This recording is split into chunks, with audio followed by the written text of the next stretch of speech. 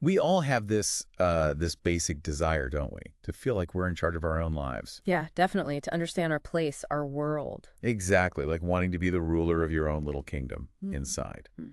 And today on Deep Dive, we're getting into something that really touches on this, the morning Merlit. Right.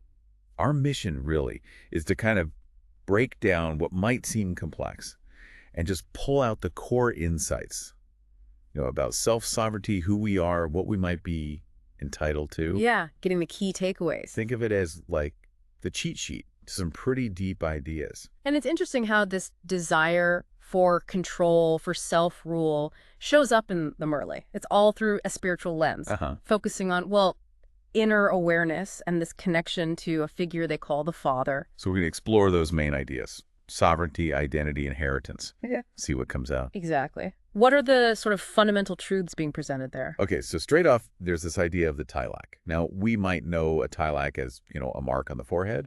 Yeah, cultural, religious significance. But in the Murli, it seems to go way deeper than just a physical mark. It does. The Murli really points to the forehead as the place, the symbolic spot where the soul sits. Ah, So okay. the tilak isn't just decoration, it's representing, well, our essence, who we really are. And then it talks about a specific kind, a tilak of sovereignty. Mm-hmm.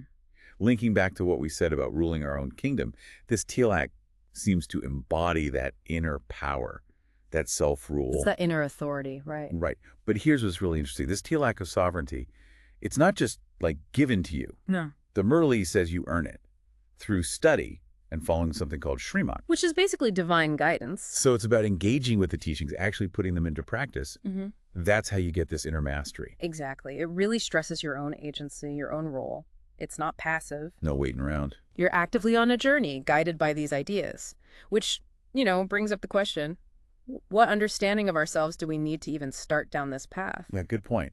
And that leads straight to a really central teaching in the Murli. It's pretty direct. What's that? Remain constantly aware that you are neither male nor female, but souls. Ah, okay.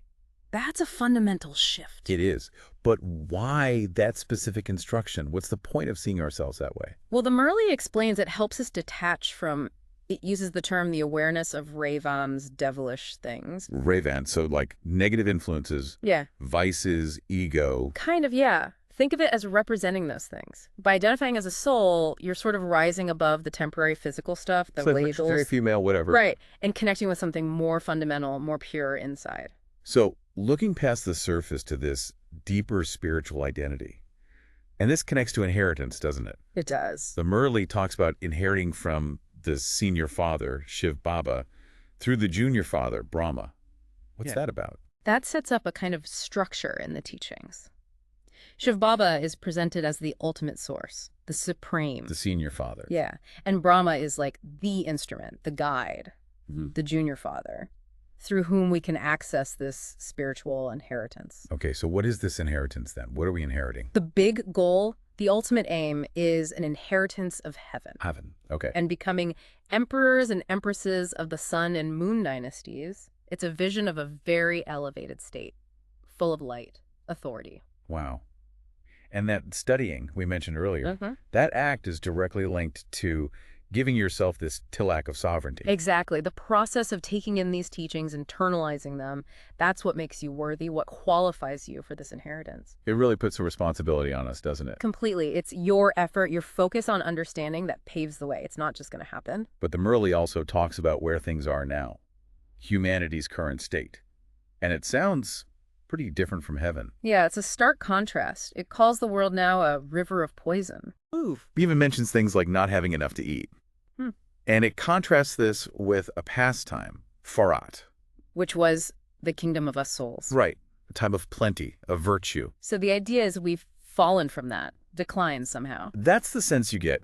The Murli says souls are currently dangling upside down. Upside down. Meaning lacking that original purity, that self-mastery. Okay, I see. And it's because of this decline that the Father becomes so important. Right. The Father comes, the Murli says, to teach Raja Yoga as the way out, the way to get liberated from this state, get back to that original purity and self-rule. And this father figure, described as creator, purifier, ocean of knowledge.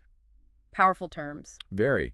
And it's presented as a unique understanding, something only those following these teachings really grasp. And it makes a point of distinguishing this father from others, right? Yeah. Like Krishna or even presidents, prime ministers. Yes, exactly. It says the father has the highest part in the whole cosmic play, the unlimited drama, suggesting a significance beyond, well, anything earthly or even traditionally divine figures we might think of. The Murli also talks about our journey through time, this cycle of births.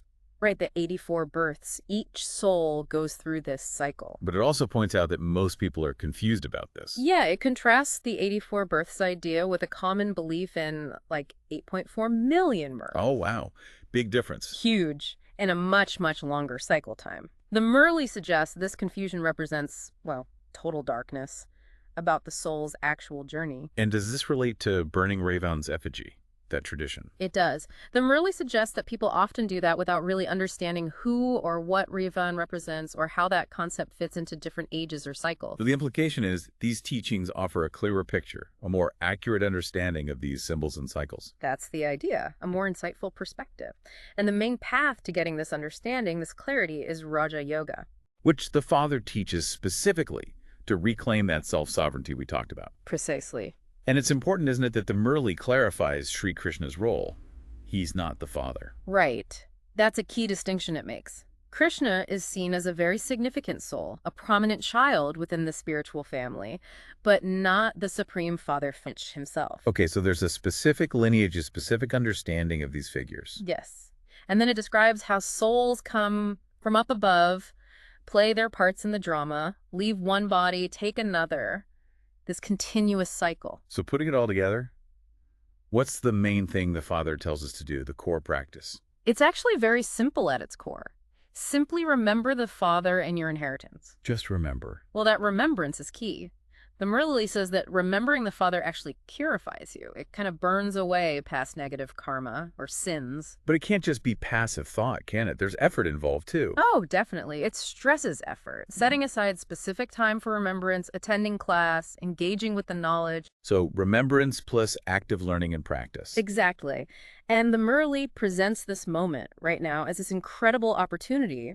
It says you, the listener, are basically personally sitting in front of the Father, getting this knowledge directly. Wow, that's quite a statement. It is, and it draws that line clearly between this path of knowledge and what it calls the path of devotion.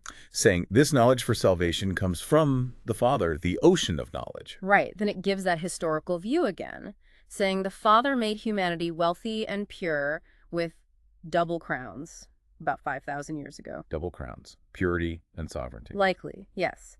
But then came the shift into Raven's kingdom. And we became worshipers, lost that inner authority. Exactly. Became seekers rather than masters. And now the Father returns to teach it all again, to give us that chance to reclaim it. And it mentions the chariot again here, right? Brahma's body. Yes, that the Father uses this physical form, this chariot, to deliver the teachings. But it also says the greatness isn't just in the chariot, it's in all the children, all the souls. Mm-hmm. It's quite empowering, really. It puts the potential back onto all of us, our shared spiritual heritage. And understanding all this, the goal, becoming those princes and princesses of heaven, that understanding itself should bring happiness, shouldn't it? That's what the Murli encourages. Cultivate that inner happiness, that joy in knowing your aim, knowing you're heading back home to your true state. But again, it's not automatic. Mm-hmm. Our effort in the study that determines our future status. Yes. Your mileage may vary, so to speak. And it acknowledges it's not always easy. It mentions Maya, illusion. The challenge is. Right. And stresses not to get disheartened. Keep going. Which brings us nicely to the practical takeaways. The essence for Dharna. The core points for application. First, to earn that tilak of sovereignty, you need royal behavior. Be a full helper of the Father. Make yourself worthy. Live up to it, basically. And second, keep that inner happiness going. Remember, God is the teacher.